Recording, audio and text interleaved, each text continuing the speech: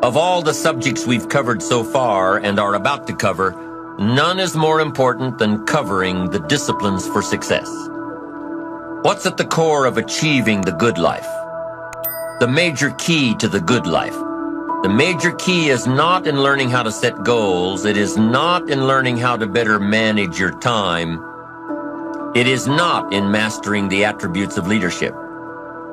Every day in 1,000 different ways, we are trying to improve ourselves by learning how to do things.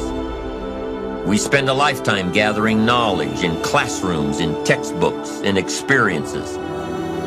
Now, if knowledge is power, if knowledge is the forerunner to success, then why do we fall short of our objectives? Why, in spite of all our knowledge and in spite of our collective experiences, do we find ourselves aimlessly wandering, settling for a life of existence rather than a life of substance? There may be many answers to this question. Your answers may be different than your associates or your spouses or your friends.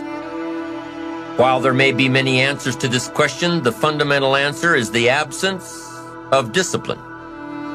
Applying all that we know. That's the key word, discipline. Consistent self-discipline.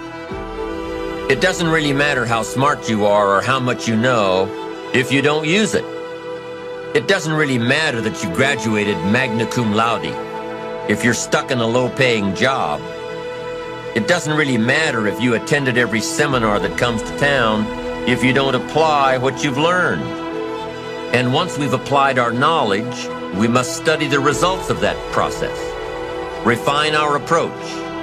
Finally, by trying and observing and refining and trying again, our knowledge will inevitably produce worthy results, admirable results.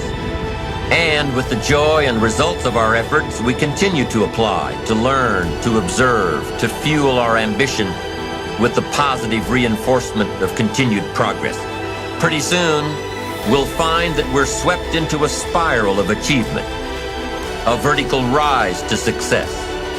And the ecstasy of that total experience makes for a life of triumph over tragedy, dullness, and mediocrity. But for this whole process to work for us, we must first master the art of discipline, self-discipline, consistent self-discipline. It takes consistent self-discipline to master the art of setting goals, to master the art of time management, to master the art of leadership, to master the art of parenting and relationships. If we don't make consistent self-discipline part of our daily lives, the results we seek will be sporadic and elusive.